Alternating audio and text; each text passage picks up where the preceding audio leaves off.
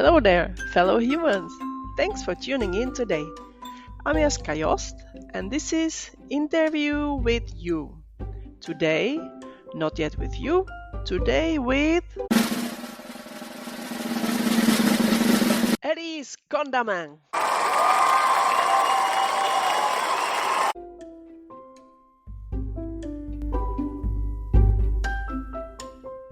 Elise is the first brave heroine in my series of guests who come to talk about their infertility journey. She is a big advocate of breaking the taboo and stigma of fertility issues and a strong believer in raising the awareness and normalizing the infertility conversations.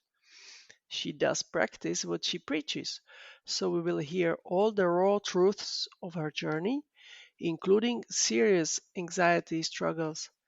At the same time, she is so inspirational and lovely that despite the serious topic, you will hear giggles and come out with hope, even if infertility is at this moment your soft spot. So, let's go.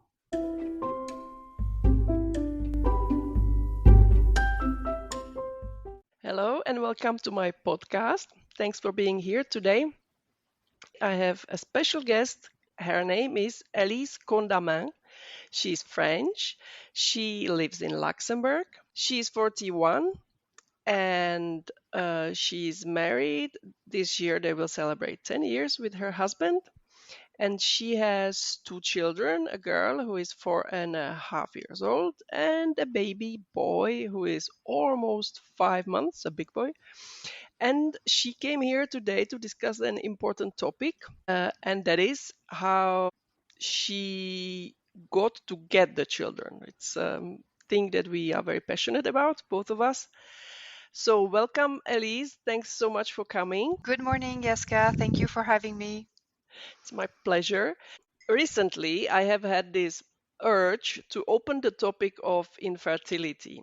And I reached out to the community, which was a big support for me at the time when I struggled myself with pregnancy loss. And Elise was one of the ladies that was willing to come and very excited to come and spread the knowledge and her story. So I'm very grateful.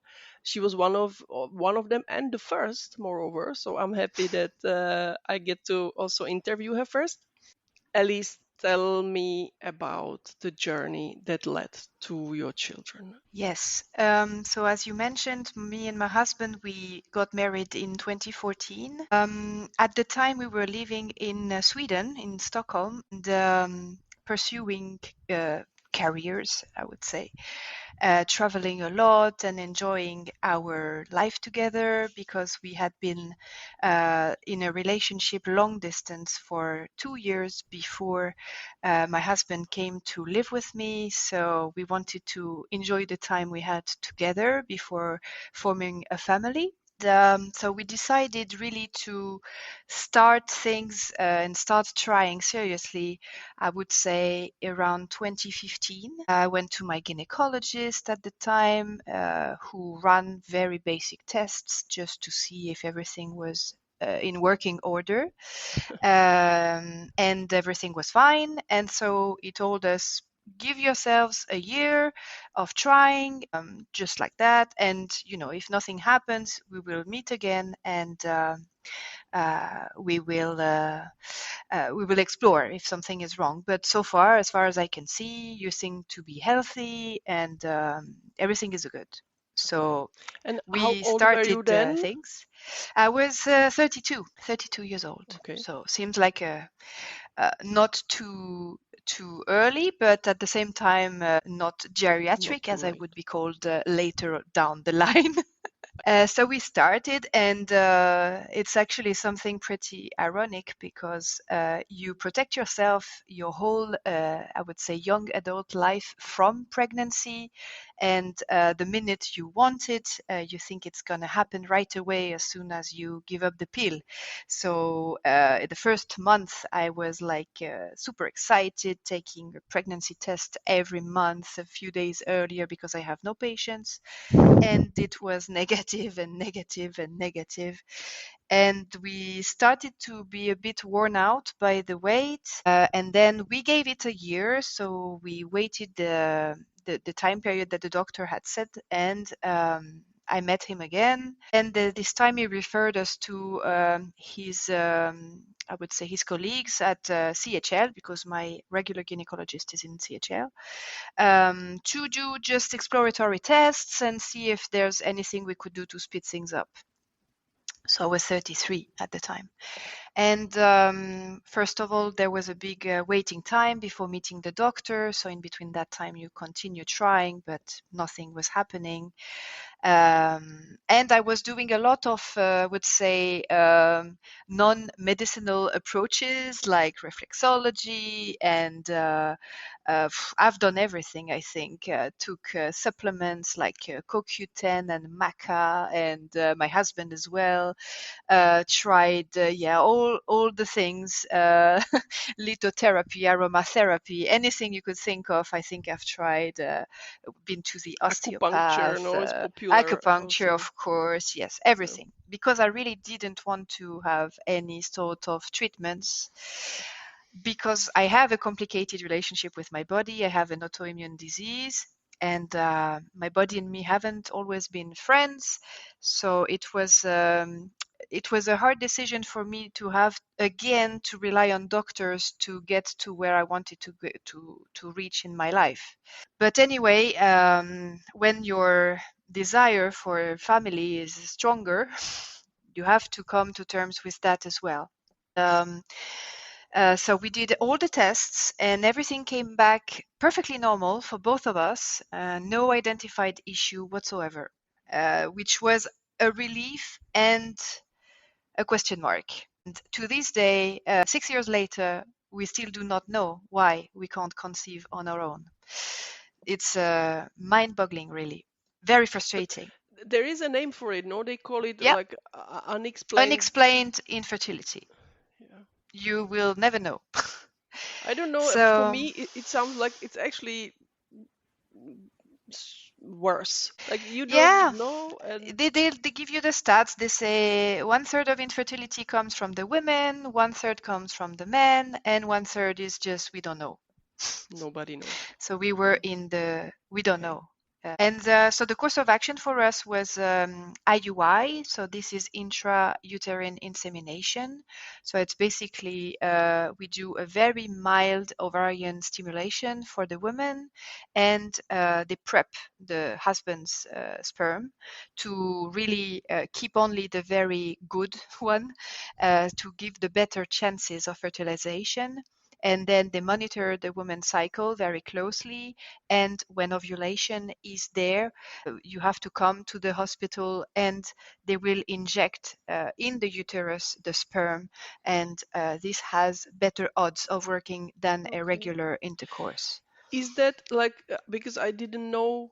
Do they also really, because you said to pick the best sperm, so they do something with the sperm? Yes, they prep. Ah, Yes, in the morning, okay. the father is coming to the hospital and giving a sample, and the lab is working on it until the moment it's injected into the woman's body. So they really make a prep to keep the best ones, like the fastest Okay. and the ones that moved most, etc. So yeah, Huh, I they didn't know prep that. it to give the So better that's odds. okay. And Interesting. then comes the 2 week wait, which is awful, Mm, where your mind is tricking you because you have a high dosage of progesterone, which can make you very sleepy or very sick, nauseous, and you think you're pregnant, or the mm, day after you think you're not pregnant. And this goes on for 2 weeks, which seems like an eternity when you're in it. And I think it's the worst part, waiting to know if it worked or not. mm-hmm, The first attempt, we really had high hopes. I don't know why I had this like thought in my mind that we just needed a little smudge, to get there, mm, because everything was normal. So with just the tiny help of medicine, it would be perfect.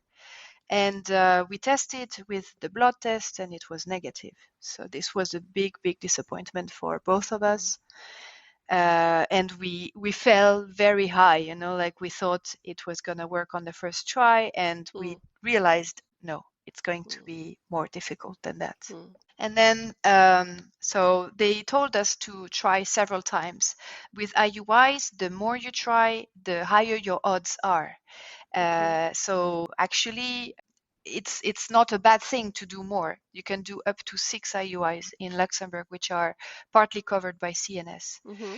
Okay. So we went and done a second try. You also have to navigate this in between with your own life and travels and a lot of things from work to be there on the day of the Mm. insemination and to also do the daily shots because you have to inject your hormones. Some Mm. people can use a nurse. I prefer to do it myself to have a bit more flexibility, and I don't Mm. mind needles, so I was okay with that. Okay. So we did a second try, and this time around we had a positive beta. But so I was at work actually when I got the results from the lab. I went to the lab at like 7 a.m. and got the results as I was in a meeting with colleagues. And I read on my phone and I saw this figure. It was 25, I think. And so it was like positive but very low. Mm-hmm. And my mind could not understand, am I pregnant, am I not pregnant, what Mm-hmm. does this mean? I was completely lost. And you have to call the midwives in the afternoon, I think from 2 o'clock. So I called them and they told me it's positive, so you're pregnant, but it's lower than we would hope. So the next blood draw will be very important, and this has to be done in 7 days. For me, that The was way. eternity. So no way I could Yeah. wait that long. Impossible. Plus, in France, where I come from, in the fertility centers, they do beta at HCG every other day to see the rising of Mm-hmm. the HCG, and Yeah. that will be actually an important point for what comes next. So I did a second blood draw. I paid for it myself without prescription 2 days later, and the beta had risen a lot. Okay. So I was a bit like happy and excited and thinking, okay, this is going to be okay. It's just a slow start, but now it's good, it's going to be good. It was 226, Mm-hmm. something like that. So I was optimistic. We were starting with my husband to dream of the baby, talking about baby names. We were like gone, really far, far, far gone. And a few days later, I have to do the blood draw from the hospital, so the one 7 days later.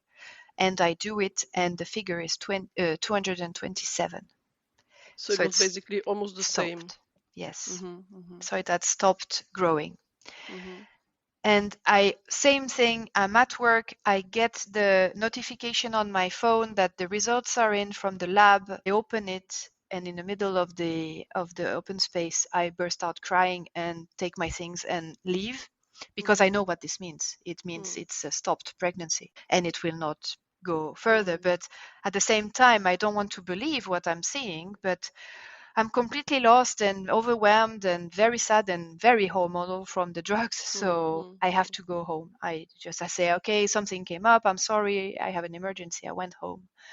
And at 2 o'clock, I called the midwives and they tell me, oh, we see 227. Good. It's risen a lot. So that's positive. I was like, I don't understand. But look at the interior. 2 days ago, it was 226. Mm. And she said, oh, I did not see that. I'm sorry. No, it's a stop pregnancy. No, no, it stopped. Mm.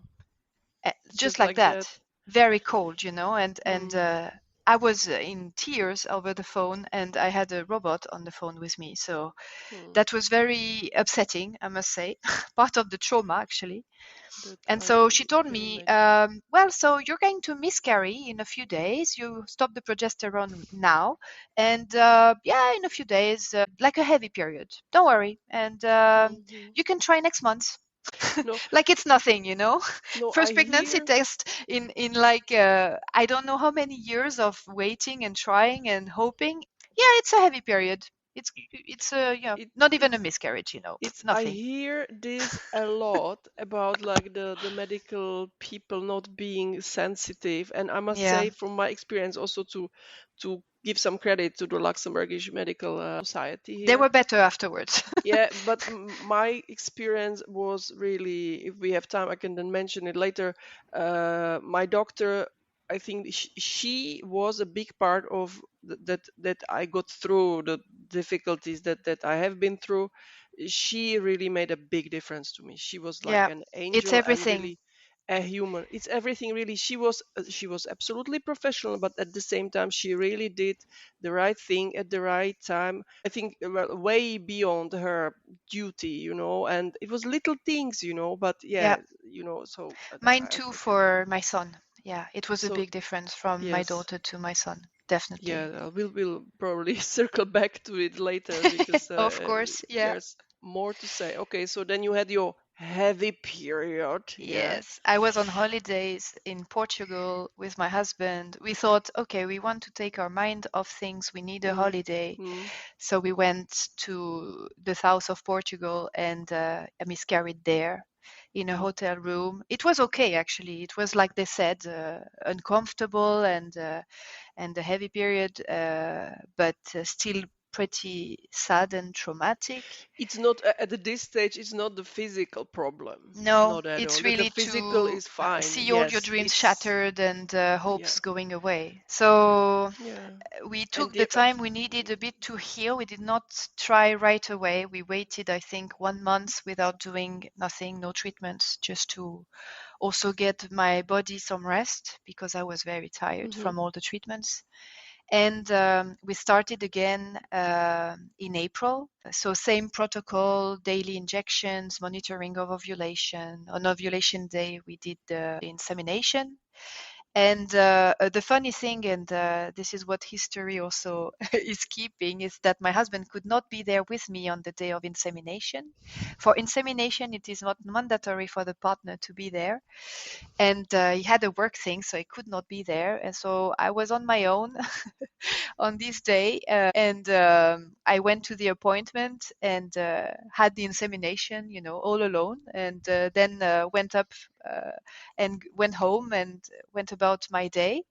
And 2 weeks later, this was actually the positive beta. And this was my daughter. We didn't know at the time. And so the history says you have not even been there on the day your daughter was conceived. It's When fine. I'm Well, angry with him, I remind him, you were not even there when she was yeah. conceived. Well, the important part of him was there. Yeah, exactly. Yeah, just what we needed. Yes, So yeah, that's a exactly. running Okay. joke amongst us. And so the beta was positive right away. It was much higher than the first time. It was 226 on the first one.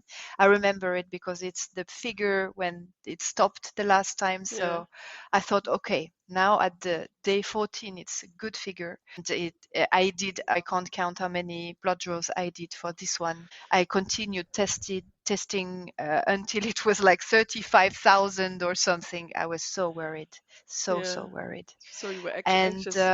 I spent the entire pregnancy in a state of constant fear. Mm. Plus, my OBGYN was very busy, so he could not see us for the first scan before week 11. Can you believe it? I was left Wow. in the dark for like almost 2 months. And we were just thinking every day that goes by, there is no blood, so it means we're okay. But we had no idea, no idea. Yeah. And I don't know why I did not want to go anywhere else to have the first Mm. scan. I wanted to have him. I don't know why. I did not make that mistake the second time around. Sorry. But we waited and we came for the scan, and he told us, "Why didn't you come earlier?" I was like, "Well, tell that to your secretary."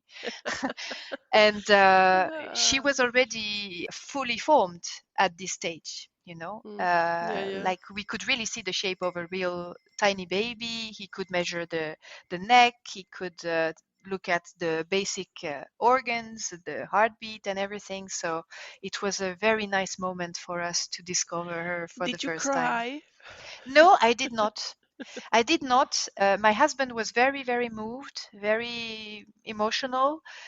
I was just very relieved she was alive. Mm. So it was like, okay, I can breathe now a little bit And how until was the the next scan. uh, how was the pregnancy? Were you feeling okay? Were you sick? How was the?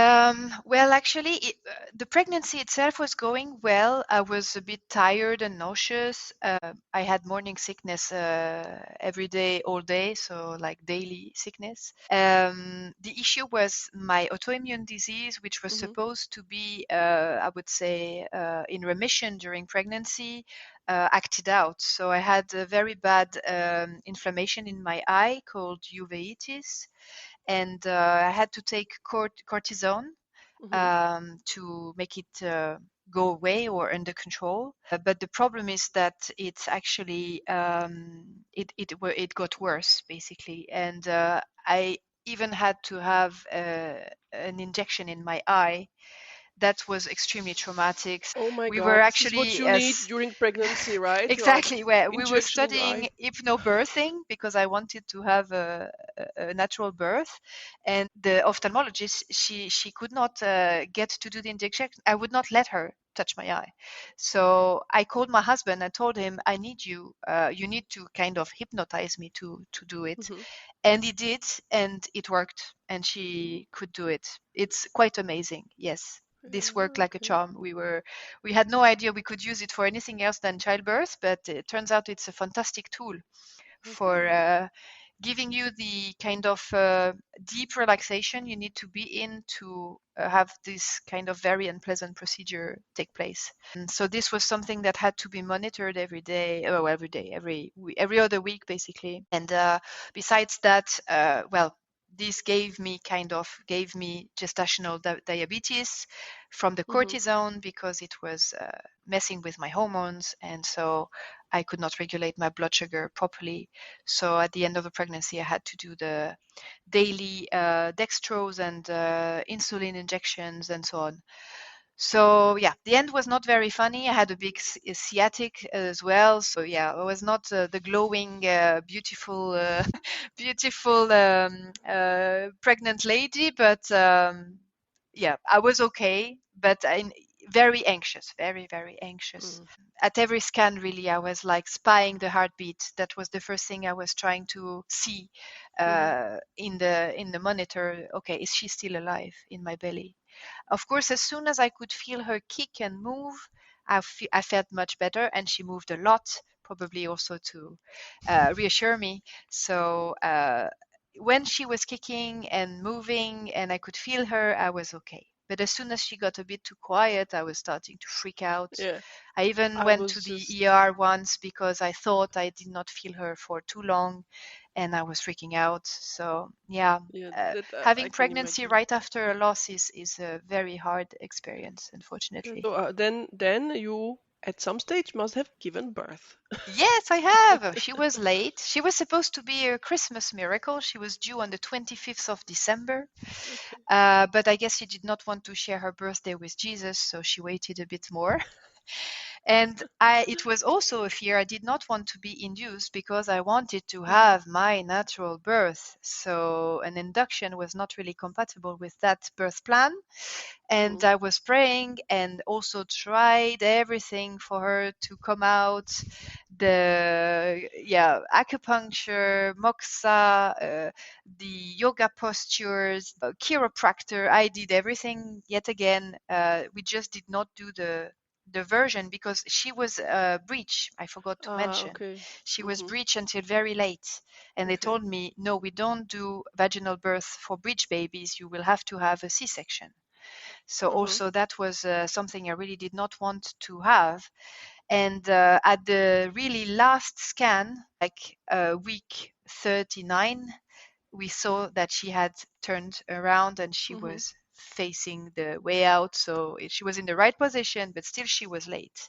Hmm. And I was supposed to be induced at 40 weeks and 6 days. Yeah. and she was born at 40 weeks and 5 days.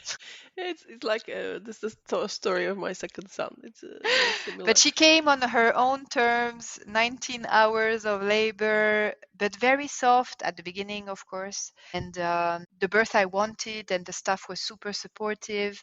This was also kind of a revenge, for from my body. Like you're capable of doing something really amazing. You've Hmm. grown this child, you've created all the bones and the blood and all the tissue in her, and now you gave birth to her on your own, well, with a lot of help from my husband, and with all the techniques we had worked on together. But I did it. They did not have to cut me open and take her out. This was Yeah. something very important for me. So I was very happy about that. Okay. So then you had the baby, yeah, all happy parents, right? And then how old was she? My counting skills are really lousy, so you will have to tell me. How old was she when you decided you want another baby? Well, she was. I think we said okay, we will start trying again after she's 1, because we don't know Mm-hmm. how long this will take, Mm-hmm. and if we need to do treatments again. So we were thinking, okay, she will turn 1. We stop having a contraception, because since we didn't know why this did not work, Yeah. we were still being careful the first year. We did not want to have them too close in age Very, gap. very wise. Retrospectively, this seems a bit silly to think that, but anyway, we can't know the future. So Exactly. she turned 1, and we just stopped, I would say, protecting ourselves. So we were not actively trying, but not actively preventing a Mm-hmm. pregnancy. And actually, 4 months later, I got pregnant. And I could tell, I could feel it in my body before I took the test. Mm-hmm. I don't know, it was really something which felt familiar, and I could feel there was something there. When I did a test for the first time, it was like a spontaneous, unplanned, not waiting for it. Just okay, I feel a bit odd. I want to do a test. I did it on my own. I wanted to surprise my husband with it, because we never had this surprise, Mm-hmm. the The like movie spontaneous pregnancy. classic. I'm And so pregnant. I took one which was saying unequivocally pregnant, not pregnant, no faint lines, whatever. No, it was like pregnant, 2, 3 weeks. Okay, good. So I was really, really overjoyed. And I reached out for some tiny shoes and the test, and I made a little display. And we had this baby sign book where it says baby. So I had opened it to the page, and I made a little display. And when my husband came home from work, I told him, come and see. And Mm. he saw it and he cried. And it was really a beautiful moment for both of us. And we were like, wow, we can do it on our own. It's amazing, it's fantastic. And it's true what they said, like the first pregnancy can be very healing. And maybe it was just something in your mind that was not right. And now we have unlocked it and it's working and we can make babies on our own. So we were really, really, really happy. And so we went to my family a few days later. I got to tell my parents, even though it was very early on, but as soon as I'm French, so as soon as I stop drinking wine, they get suspicious. So when I said, no, I'm not having any champagne Yeah. now, they were like, do you have something to tell us? Mm-hmm. And it's my parents. So I could not Mm. hide this from them anyway. And I'm happy I told them, because also they were there, when things went bad, because they did, unfortunately. And yes, unfortunately, a few weeks. I had the appointment with the gynecologist around the end of week 7, and on the day of the appointment, I was in a call with my team, my whole team. At the time, we were working fully from home. Still, it was Mm-hmm. COVID measures, and I had a cold, and I sneezed. And as soon as I sneezed, I could like feel something detach. And I looked just down, and I saw blood. Mm. And I just cut down the computer. I said, I'm sorry, I have an emergency, I have to go. Mm-hmm. And I ran to the toilet, and I was covered in blood, hemorrhaging. It was everywhere. And Mm. my husband was working just in the other room, and he saw me, and he was on the call as well, and I showed him my hand. My hand was Mhm. full of blood, and I think he understood right away what was happening. Mm. And basically, he was there with me, just holding my hand as I was miscarrying on the spot. And it's still painful now. Sorry. No, I can. I mean, I also want to cry because I feel you. It's always it's horrible. No matter what, this is Yeah. a lot. It's a loss. It's a So, yeah, a massive couple loss. of hours later, we were supposed to go to this gynecologist appointment to do the first scan. So instead of being a very happy moment, I came to the practice, and the secretary immediately saw something was wrong, and I told her, I think I'm miscarrying. I'm really losing a lot of blood. And so I waited for my turn. It seemed like an eternity to be in that Mm. waiting room. And I saw the doctor, and we did the ultrasound, and she told me, I'm sorry, but yes, everything is coming out Mm. basically now. So, And so, was um, it the same doctor, or did you change in the no, meantime? well, I had an appointment with my own doctor, but it was again around week 10 or something, and I could not wait this time around. I really wanted to have an early ultrasound, also because it was a natural pregnancy, so I really Mm. wanted to date it to be sure of when we made that baby. And so I took an appointment on Doctina with another doctor I had never met before. Mhm. But she was very nice. She was a very, very nice lady. Mm.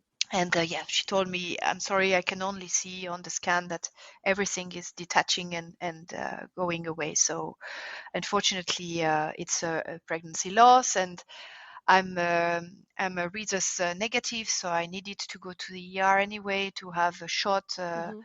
to prevent antibodies to arrive and so on. So this was a very terrible terrible day. And then of course I had to tell my parents, and we did not say anything to our daughter. She was too young. So Yeah. anyway, we did not have at least to explain it to her, but she just felt we were very sad. And this gave us hope in a way. We were like, Mm. okay, it worked. It can work again. And so I asked the doctor, okay, when can we start trying again? And she said, well, as soon as everything is cleared in your uterus and there is no debris left or anything, you're good to go.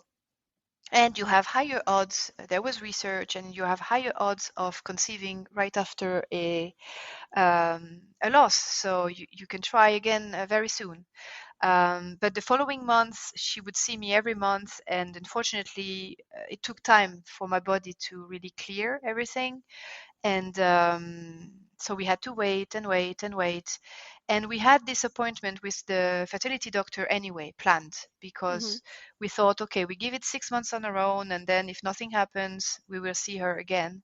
So we went to this appointment anyway, a few months later, and we explained what had happened. And she told us, look, okay, now you're a bit older, so we don't want to waste too much time.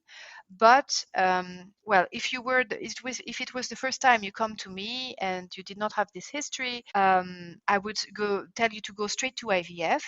Mhm. But since you had success with IUIs and you had a spontaneous pregnancy, we can try IUIs again this time around. So yeah, in the course of would say 1.5, 2 years, we tried IUIs again. We could only do three because I got COVID, then my husband got COVID. You have to wait Mhm. because COVID and high fever is really affecting the body and the sperm in particular. So it takes 3 months for the sperm to regenerate and to heal from the fever. Mm. So we had very long waits in between each attempt, and each attempt was negative. And we thought, okay, now we have to speed things up. The 40s are coming very soon Mm. around the corner. So we made the appointments and started discussing going through IVF. And we did IVF in 2022.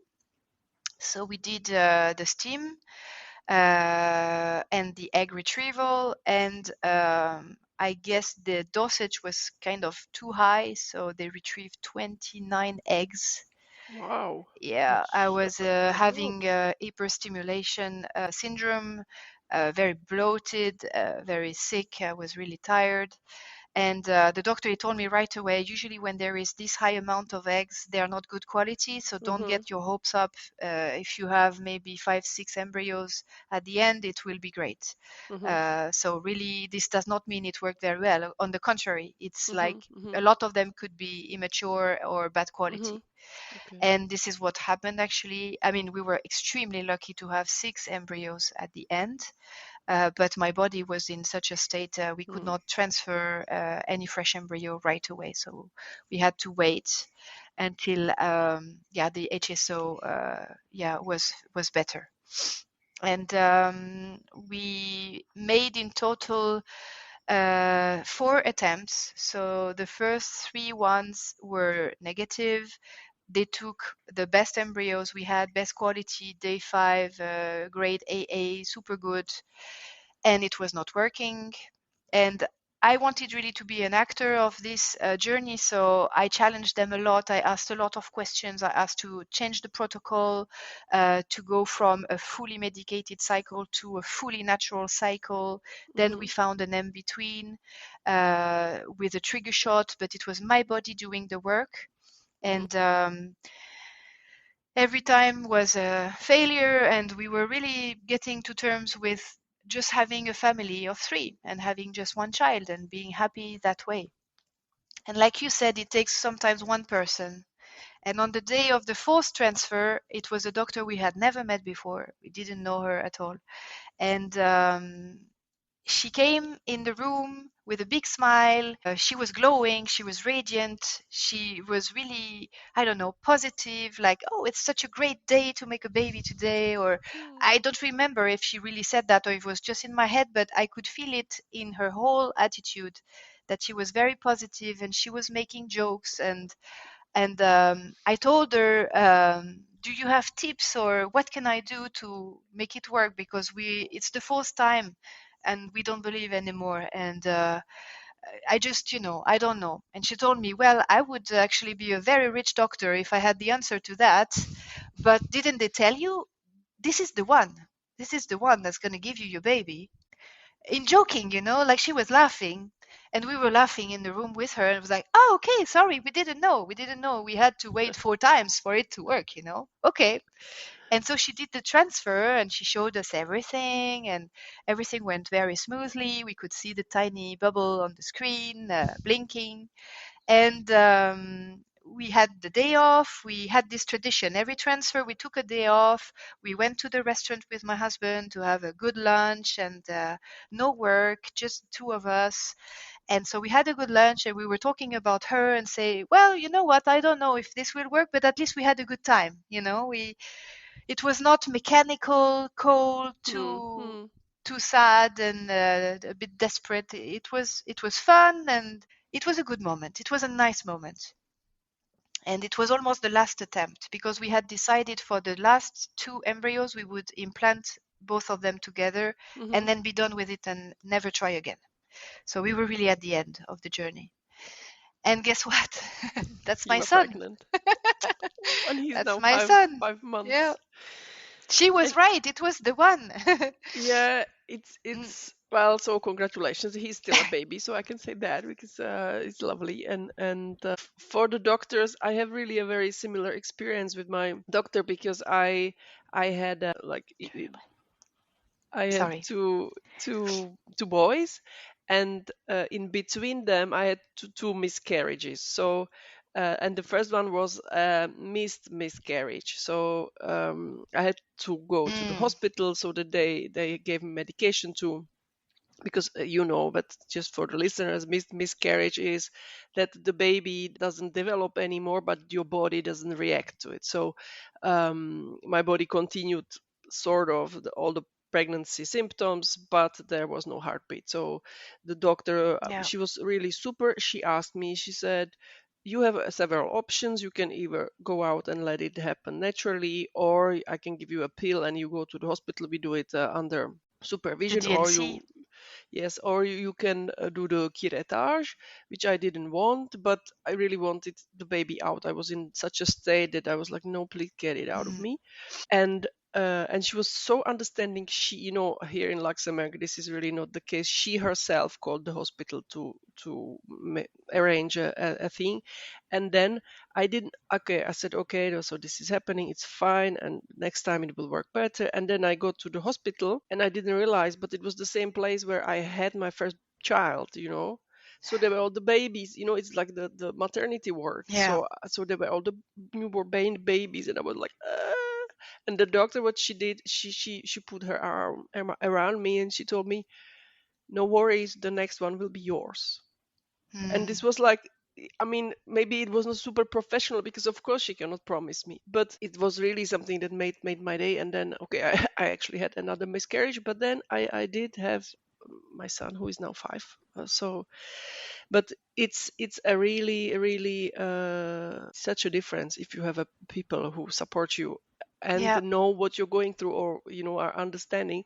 Because on the other hand, then when I got pregnant with now my son, I had also, like, at the beginning, I felt the same way as the previous time when I miscarried. So I was panicking, and I made an appointment in a place which is also like an infertility treatment, and I didn't know them.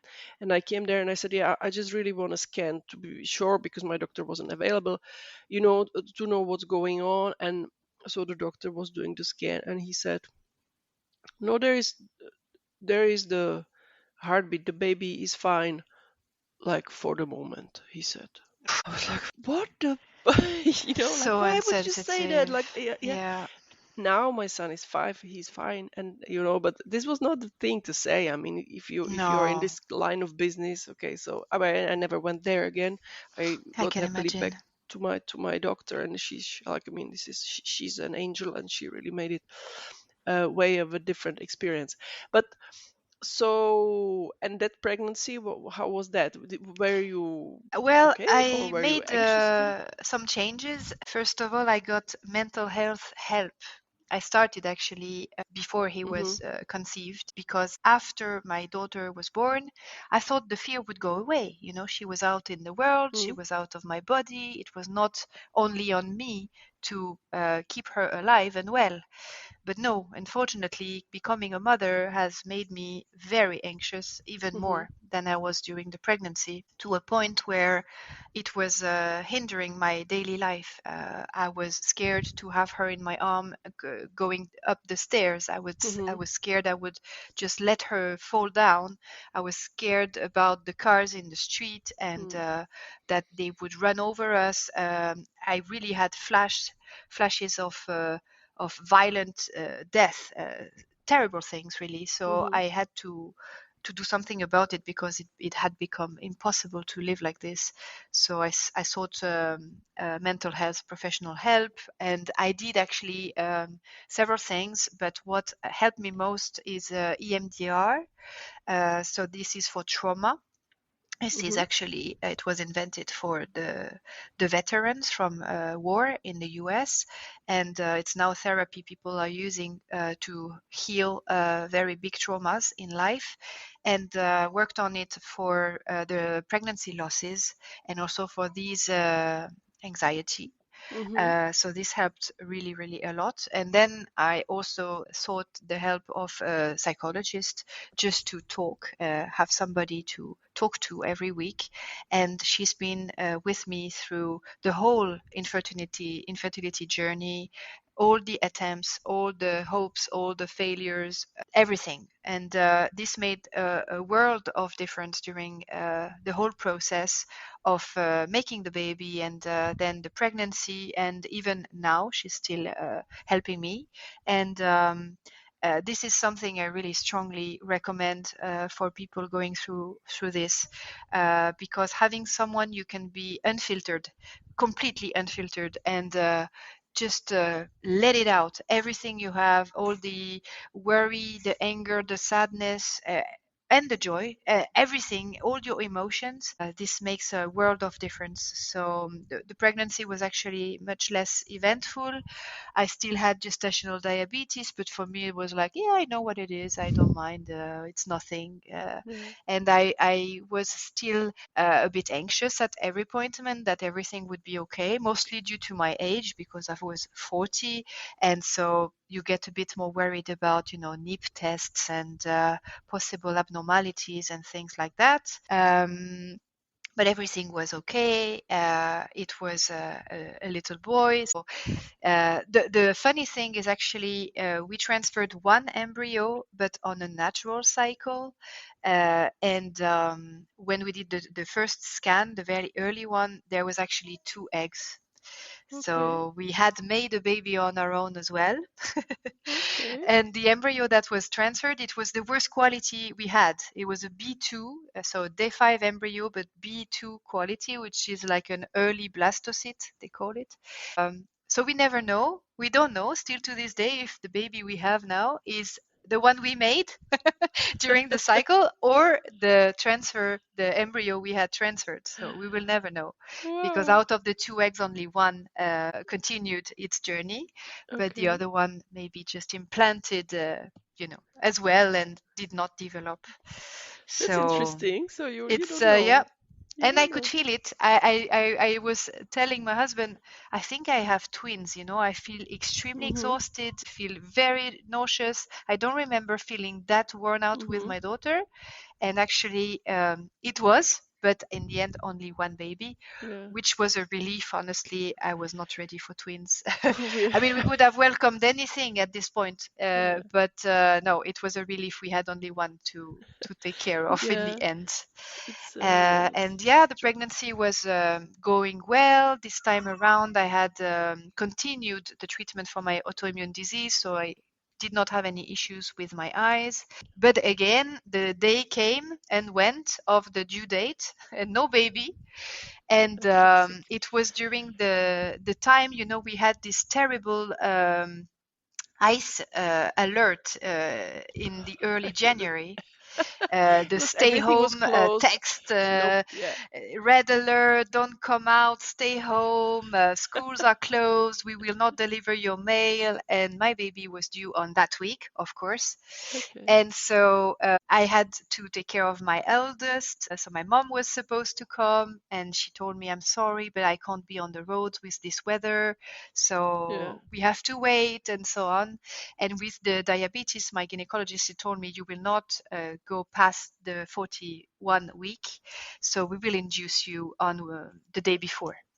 Uh-huh. And so every day I was hoping he would come on his own. I wanted also to have a natural birth this time around, and I was waiting and waiting. But yeah, it was not coming. And my mom came and we picked up my daughter. They were together. I had the appointment at the maternity and for the induction basically, and we went. So we said goodbye to my daughter, we took a picture like the last time we are three, and we had the appointment. So it was like checking in a very strange hotel. Because you're not in labor or anything, they Yeah. just Yeah. give you your room, and as you said, you can hear the other babies crying around you, and you still have your big belly with the baby inside, so that's very strange. And they told us, well, it's a busy night, so we have to keep you waiting, we will do the induction a bit later tonight. Okay. So we wait and wait, and finally it's our turn. To make a long story short, they gave us the drugs at something around 10:30, and my boy was born at 2:30 a.m. So just a few Okay. hours later. And yeah, it was like a cannonball. It was really fast. Well, I had told him to be fast because I wanted to go home very soon to be with my daughter. And he listened and he was out super quickly. And so I did not even have time to ask for any pain relief because it was so fast. There was no time anyway. Okay. And he was out and he was healthy and great. And we were finally complete, the four of us. So now you feel complete and the everything paid off. I want to ask because it's a hell of a story, and they say everything happens for a reason. Do Mm. you would you know what, if you believe this, or if somebody asks, so what was the reason why you had to go through all this? What do Well, you think it was the reason? I believe that too. I think yeah, everything happens for a reason. I think we're not the same people we would have been in 2015, for sure. This Mm. experience has changed us, um, made us wiser in a way, adjusted our expectations, and put the focus on what really matters, I think.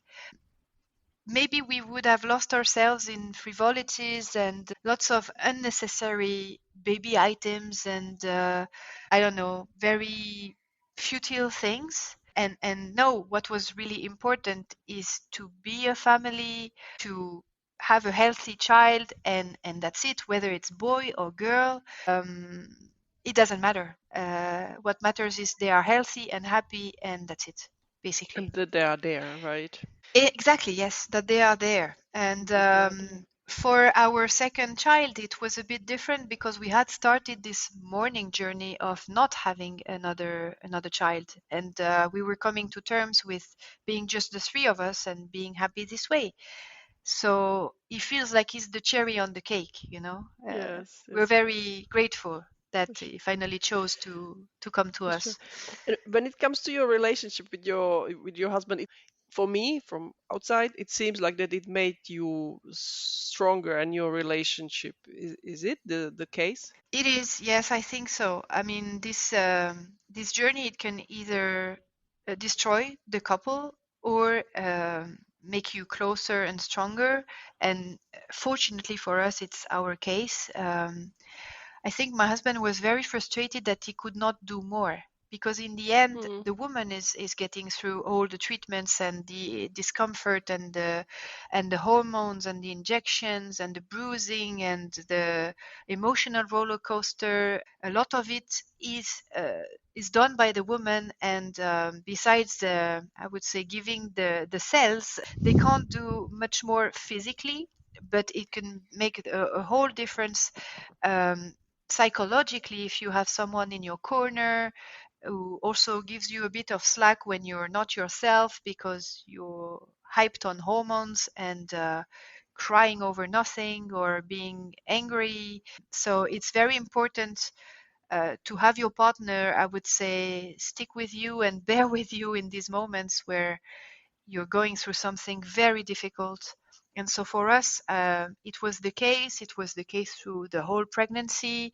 And my husband, he was very involved in the also the birthing process. I like to call him my doula because he really, for my daughter and my son, the midwives, they barely came to visit us because he was doing all the work. He was massaging me. We had done aptonomy. We had done the hypnobirthing. He was there at all the preparation sessions. And when the baby came, I was exclusively breastfeeding. And I've been breastfeeding a long time because I breastfed my daughter 3.5 years, and my son is fully breastfed as well. And we do not foresee any premature, I would say, weaning or anywhere, anything like that. And he found also his place as a father to a breastfed baby, which is not always easy, but he has bonded differently with the children and he's been there for them in every other possible way than feeding until the day, of course, they start eating solids. So he's been there. He wanted even to do more. If he could have done more, he really wanted to take his share and do as much as he can to support the I journey. Yeah. I think it's really also great that to pass the message, as in, yeah, if even if you cannot help as a man, because you cannot be pregnant for us, yeah, right, this is our place, but that really just like come and hug and don't ask questions, or it's very important. It sounds like nothing, but it can be everything, as we said Yes, with the doctors. indeed. Really, the like, just be there. You don't even have to talk, just be there, and as you said, be in your corner, and And so also you have the can be same alone. expectations, be on the same page, So communication, I think, is key. Also, when you're making all those attempts, okay, how many do we do? When do we mm, stop? When mm, do we draw the line that we are over? And are we on the same page that if this does not work, we will stop trying? Can you live with that? Can you mm, live with basically giving up the family of your dreams? These are big decisions and they cannot be done separately. You have to be on the same mm, page, or one will resent the other, and if it does not explode on the spot, it will years yeah, later. So yes. communication was something very important for us. Yeah.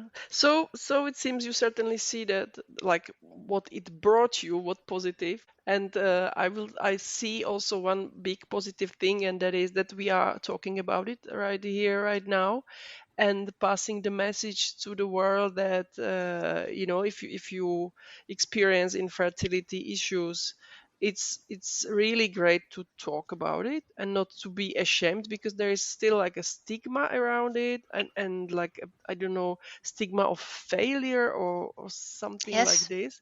So I just want to say that both me and Elise, we are big advocates for talking about the issue and making it normal topic for conversation, because it's a medical issue as any other, and we need more support in this for people who are going through this.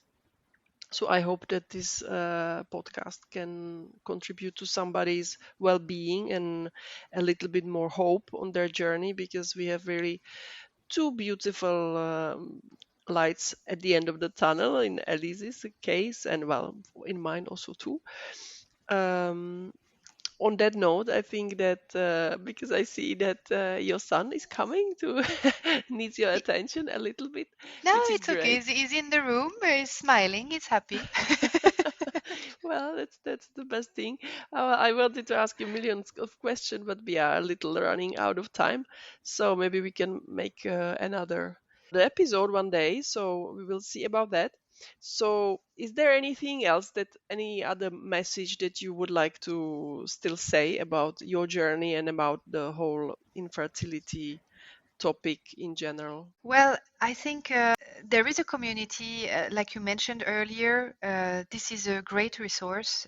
It's a lonely journey. It can be isolating on many levels because I was a lot on those forums online, seeking a community, seeking like-minded people going through the same thing, supporting each other every step of the way. And I could see some people are forgetting to live while they're in the midst of it. They don't go out, they don't go to the restaurant, they don't advocate for themselves during the journey. They just place their whole fate in the hands of the doctors and hope for the best. Like every word they say is gospel. I just want to say, first, don't stay alone. Seek this community, whether it's online or offline. Uh, don't be afraid of judgment. Nowadays, this has become extremely common, and when I started to talk about my losses, I realized around me so many women have been through it, including in my own family. And as soon as you start Mm. talking about But it, nobody you talks about realize it. everyone has a thing to say, and people, they want to talk about it, but they are ashamed. Maybe there is a bit of guilt that it's their fault, and Mm. they were not Yeah, capable of keeping a baby inside. Well, no, I believe in yeah, nature. I trust nature. I think it's very well done. And sometimes there is just some abnormalities from the start, and this could have never been a healthy child. yeah, So they go away for a reason. Sometimes maybe not. We will never know. This is still a lot of mystery. And be active, inform yourselves, read about the women's cycles, educate yourselves. There's a lot of resources now. We have a lot of Instagram pages which are extremely helpful. A lot of resources are out there to challenge the doctors and to say, oh, I read about this, what do you think? One thing I will say is that I did not wean my daughter when we made well, her little brother. If you ask the stance of CHL on going through infertility while breastfeeding, they are completely against it. It's forbidden. Hmm. Uh, well, they did not think to ask me the question 3 years later, so I lied by omission. But I told my doctor after I Hmm. was pregnant. When I got pregnant, I told, by the way, I'm still breastfeeding. And she was like, Wow. but you were breastfeeding the whole time? I said, yes, I was. This is something I've become a strong advocate of breastfeeding by accident because I thought, yeah, I'm going to breastfeed 6 months and, Yeah, then. you should, and that's it. Turned out I thought, wow, that's fantastic. I'm lazy, so I love it that there is nothing to wash. It's always ready. It's at the Yeah, right yeah. temperature. It's You very just have practical. nothing to think about, no mental charge of any kind. We had a rough start. I would not say it was easy. We had a rough Mm. start, but I fought for it. And when it was finally smooth, I was like, no, I'm not going to give up now that it's very smooth. It's a shame. So we continued. And to heal my eye, to also treat my autoimmune disease, I have daily treatments, and I had to check compatibility of everything.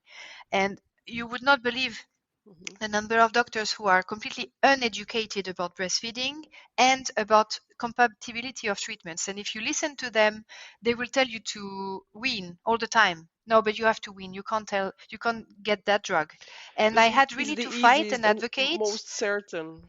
Yes, and there are actually resources out there like eLactantia, like the French site Le Crat. There are lots of resources to check compatibility of drugs.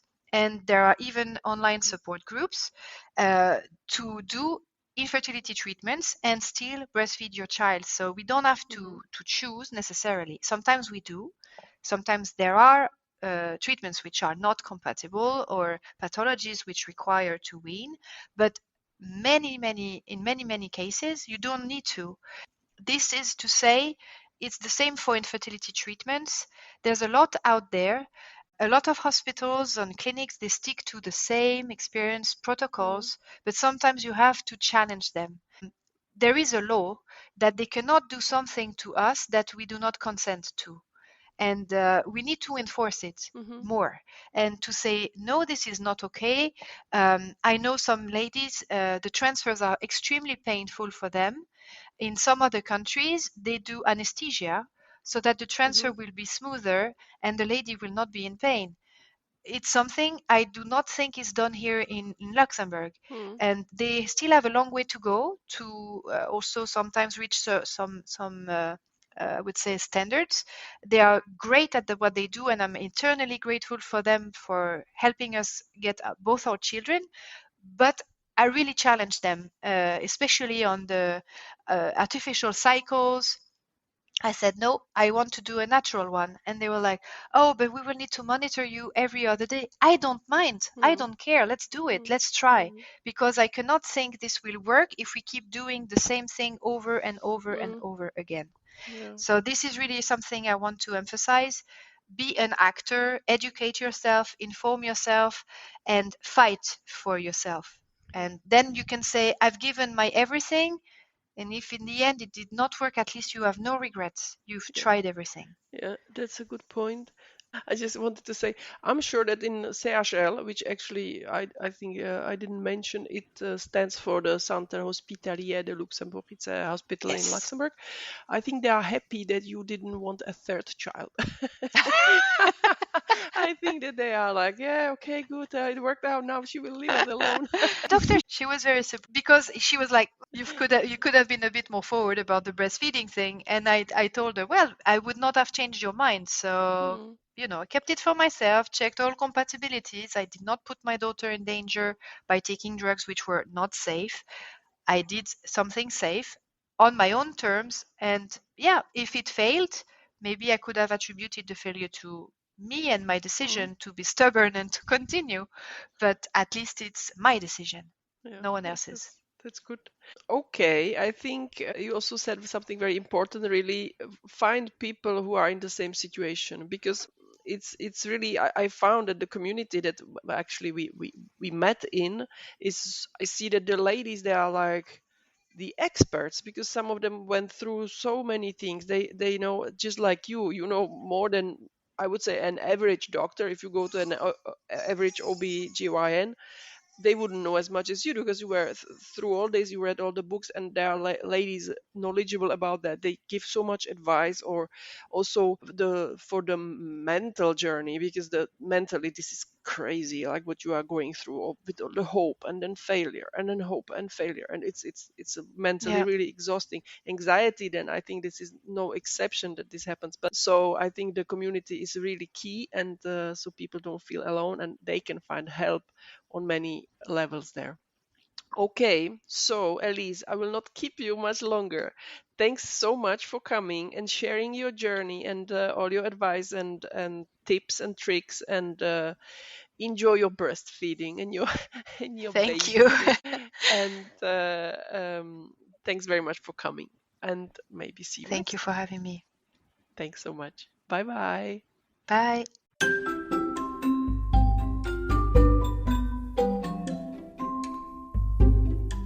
So that went well.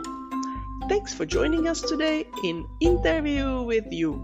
I hope you enjoyed the time as much as we did, and that it brought something positive to your day and to your life.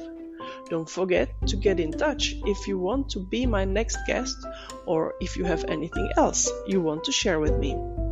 The contact details are in the description of the episode. There is a link to a Facebook post where you can share your thoughts and all the contacts. Do not hesitate to follow the Interview with You Facebook page, or me on Instagram at Joost Jaska.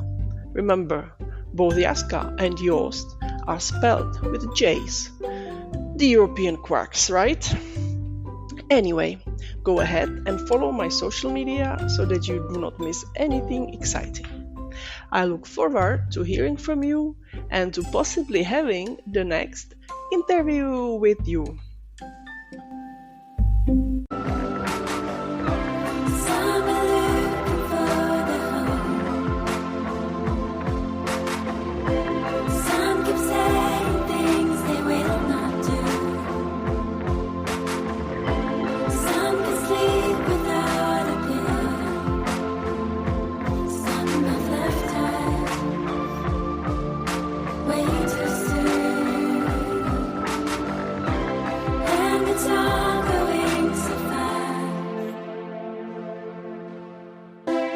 Summer drop in there.